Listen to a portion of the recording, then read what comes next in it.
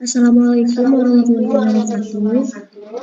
Waalaikumsalam. Waalaikumsalam warahmatullahi wabarakatuh. warahmatullahi wabarakatuh. Waalaikumsalam warahmatullahi Pertama-tama wabarakatuh. kita panjatkan puji dan syukur kehadirat Allah Subhanahu wa taala karena atas rahmat dan hidayahnya kita dapat melakukan presentasi PAI pada kali ini.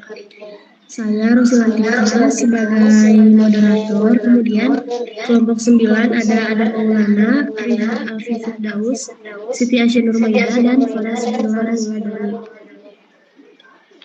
Kemudian ada koordinator yaitu Dinda Asfirin.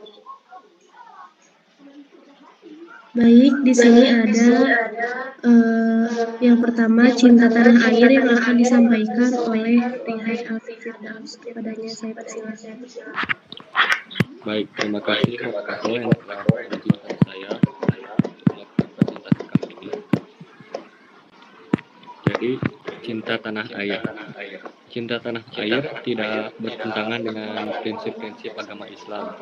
Bahkan Al-Quran dan praktik sunnah Nabi Muhammad SAW sangat jelas menyatakan hal ini.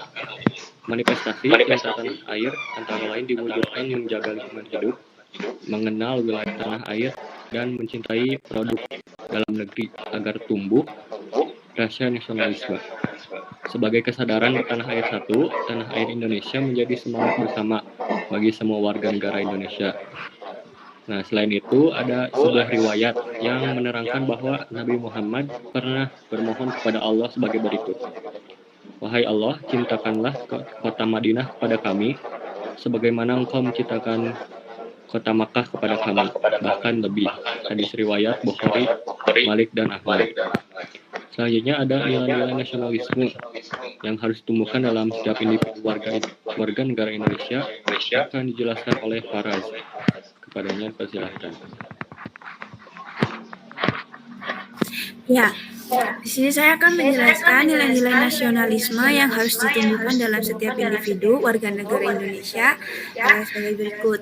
Yang pertama itu ada nilai rela berkorban. Nilai berkorban merupakan aturan jiwa atau semangat bangsa Indonesia dalam menghadapi tantangan baik dari dalam maupun luar.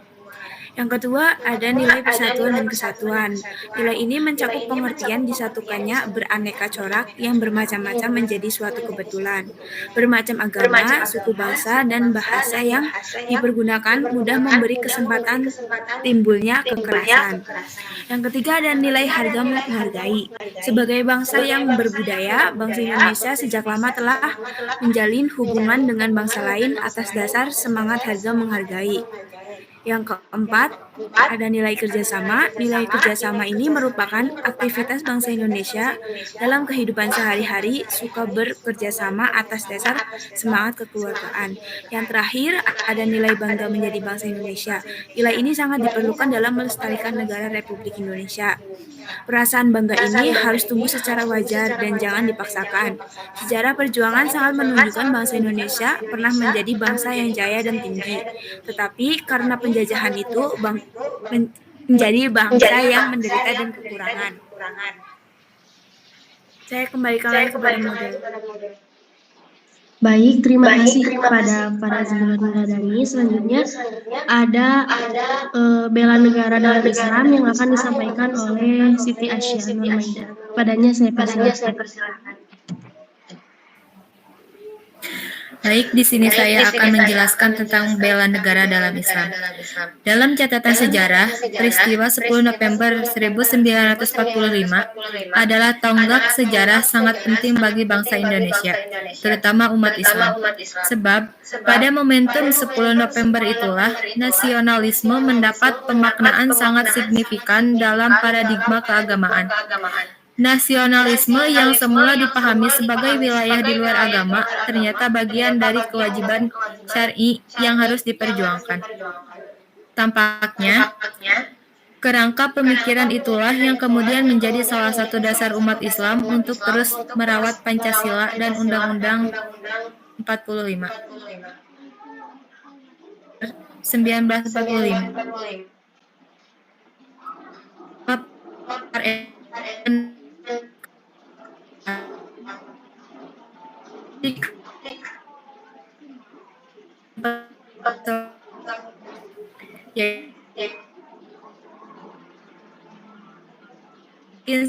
pun wajib memerangi orang kafir yang merintangi kemerdekaan Indonesia. Yang kedua, pejuang yang mati dalam perang kemerdekaan layak disebut syuhada. Yang ketiga, warga Indonesia yang memihak penjajah dianggap sebagai pemecah belah persatuan nasional, maka harus dihukum mati. Dasar hukum pendidikan bela negara dijelaskan dalam Undang-Undang 1945 Pasal 30. Tiap-tiap warga negara berhak dan wajib ikut serta dalam usaha pembelaan negara. Dan syarat-syarat tentang pembelaan diatur dengan undang-undang, termasuk dalam amandemen Undang-Undang 1945 Pasal 30 dan Pasal 27 Ayat 3. Yang pertama, bela negara dalam pandangan Islam. Bela artinya suatu tindakan menolong, membantu, menjaga, memperbaiki. Negara adalah wilayah yang memiliki kedaulatan penuh untuk menyelenggarakan suatu pemerintahan.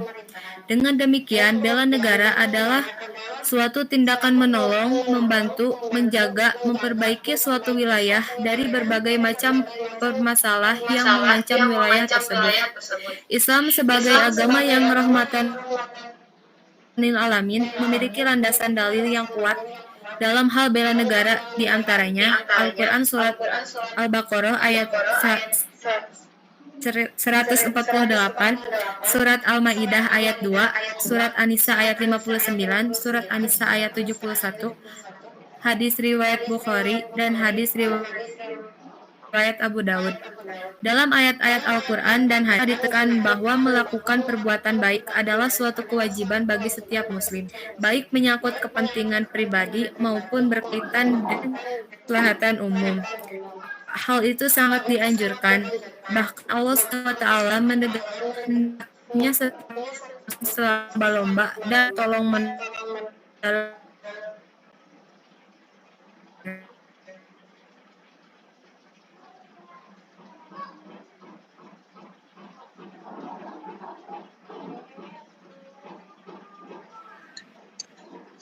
Baik, selanjutnya ada pendekatan maksud al-syariah yang akan disampaikan oleh Adam Maulana. Padanya saya persilakan. Baik, terima kasih kepada moderator yang telah memberikan saya kesempatan untuk menjelaskan materi mengenai pendekatan maqasid al-syariah. Salah satu konsep penting dan fundamental yang menjadi pokok bahasan hukum Islam adalah konsep maqasid at-tasyri' atau maqasid al-syariah yang menegaskan bahwa hukum Islam disyariatkan untuk mewujudkan dan memelihara maslahat umat manusia. Adapun inti dari konsep maqasid al-syariah adalah untuk mewujudkan kebaikan sekaligus menghindarkan keburukan atau menarik manfaat dan menolak mudarat. Istilah yang sepadan dengan inti dari al-maqasid al-syariah tersebut adalah maslahat, karena penetapan hukum dalam Islam harus bermuara kepada maslahat. Pembahasan tentang maqasid al-syariah secara khusus, sistematis, dan jelas dilakukan oleh Al-Shatibi dalam kitabnya yaitu Al-Muwafaqat. Ia secara tegas mengatakan bahwa tujuan utama Allah Subhanahu wa Ta'ala menetapkan hukum-hukumnya adalah untuk terwujudnya maslahat hidup manusia baik di dunia maupun di akhirat. Dalam rangka mewujudkan kemaslahatan di dunia dan di akhirat, berdasarkan penelitian usuliyin, ada 5 unsur pokok yang harus dipelihara dan diwujudkan. Di antaranya yaitu menjaga agama, menjaga jiwa, menjaga akal, menjaga keturunan, serta menjaga harta. Boleh di next.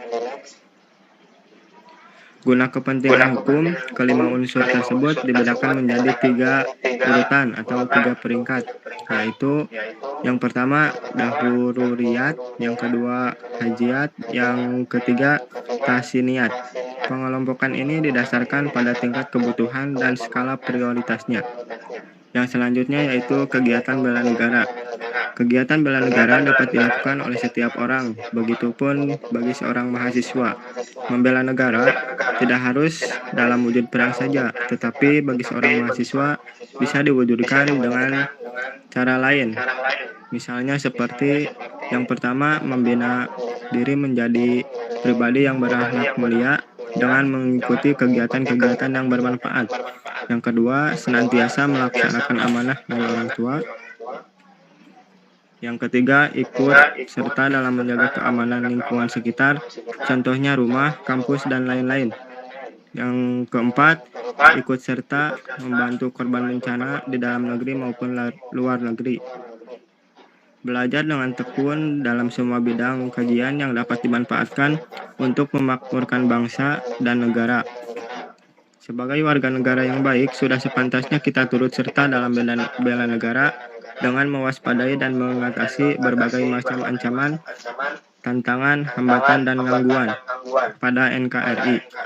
Beberapa jenis ancaman dan gangguan pertahanan keamanan negara, diantaranya yaitu ada kenakalan remaja, aksi kekerasan yang berbau sara, kejahatan dan gangguan lintas negara, gerakan separatis pemisahan diri dengan tujuan membuat negara baru.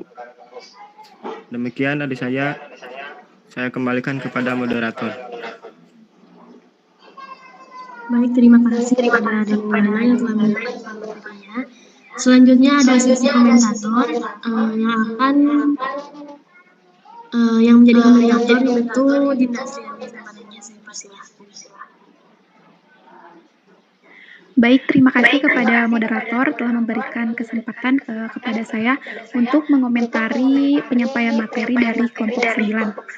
Untuk penyampaian materi mengenai Islam dan kebangsaan ini sudah cukup baik, jelas, dan mudah dipahami, sehingga kita dapat mengetahui bela negara dalam pandangan Islam. Kemudian untuk isi PPT-nya cukup lengkap, rapi, dan menarik. Terima kasih. Saya kembalikan kepada moderator. Baik, terima kasih kepada komentator yang telah memberikan komentatornya ya. Mungkin presentasi kali ini dicukupkan sekian. Mohon maaf bila ada kekurangan. Semoga materi ini bermanfaat. Mungkin cukup sekian. Wassalamualaikum warahmatullahi wabarakatuh. Waalaikumsalam. Waalaikumsalam warahmatullahi wabarakatuh.